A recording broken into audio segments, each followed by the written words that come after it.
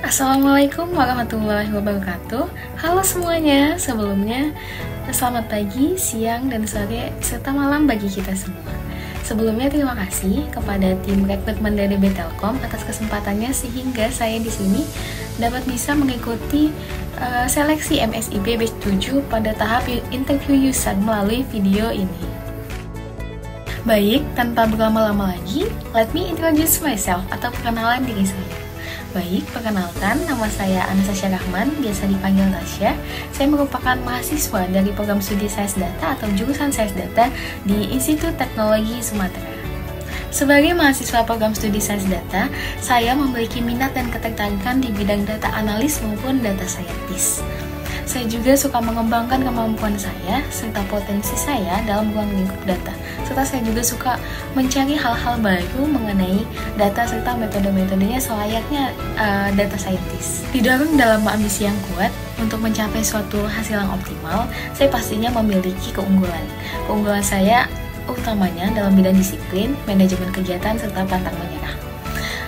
Di balik dari keunggulan tersebut, pastinya manusia memiliki kekurangan.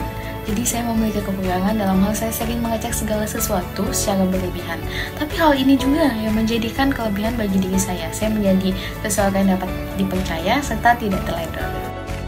Baik, setelah perkenalan diri saya melalui profil diri sebelumnya, pastinya sebelum mendaftar di DDB Telkom melalui MSIB Batch 7 ini, saya memiliki komitmen serta motivasi untuk mendaftar pada bidang ini. Jadi kenapa sih motivasi saya? Jadi motivasi saya itu saya mendaftar di sini karena saya sangat excited, sangat antusias karena di sini adalah pekerjaannya sebagai data scientist yang artinya sangat linier dengan jurusan saya.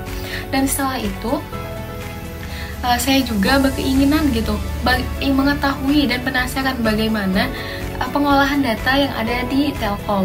Karena Telkom ini merupakan perusahaan yang sangat besar di bidang teknologi yang harusnya memang mengikuti perkembangan teknologi yang ada.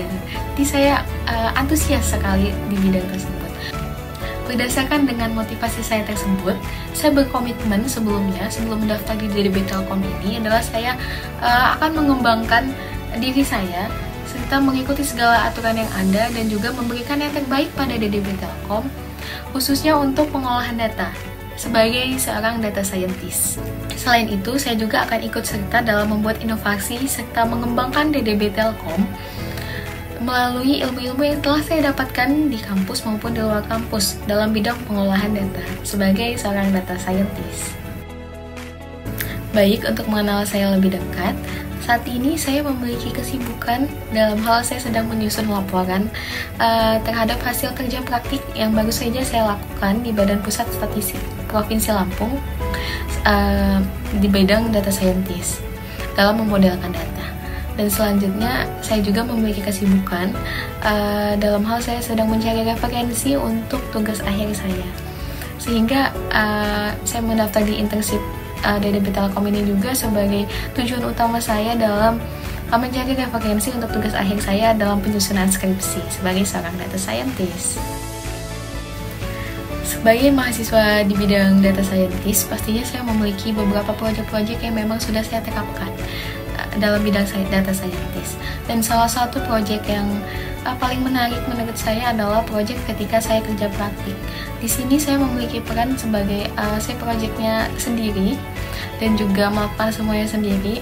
Di sini saya diberikan challenge oleh pembimbing lapangan saya untuk membuat pemodelan data dalam perdagangan besar dan reparasi kendaraan.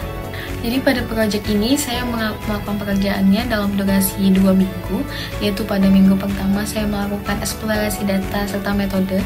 Jadi ada beberapa metode yang saya terapkan seperti metode ARCH, metode GARCH, metode ETS, metode regresi linear berganda, dan juga metode random forest.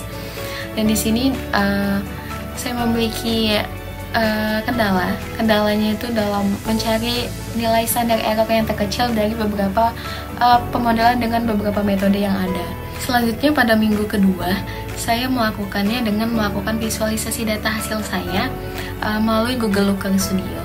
Dan di sini saya kenapa melakukannya dalam waktu satu minggu karena di sini saya juga menjadi narasumber di Badan Pusat Statistik Provinsi Lampung untuk menjadi seorang narasumber untuk pelatihan Google Looker Studio.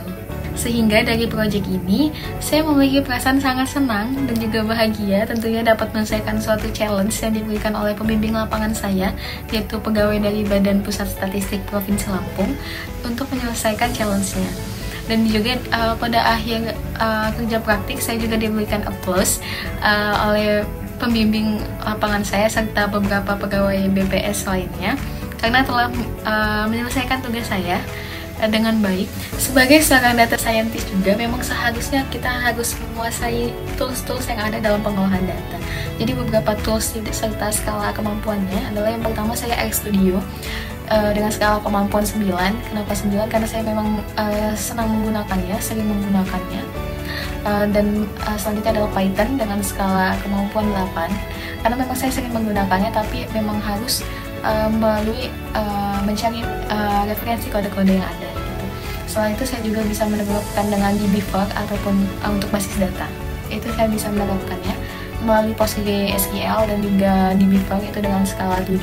Serta saya juga bisa melakukan melalui tools pemetaan yaitu QGIS dengan skala 6. Baik, sekian dari saya interview user melalui video ini. Dan terima kasih banyak pada tim rekrutmen serta harapan saya dapat diterima sebagai Digistar di DDB Telkom sebagai seorang data scientist, sehingga saya dapat menerapkan ilmu-ilmu yang setelah saya dapatkan dan akan mencari ilmu melalui DDB Telkom ini. Dan terima kasih banyak serta wassalamualaikum warahmatullahi wabarakatuh. Selamat pagi, siang, dan sore serta malam untuk kita semua.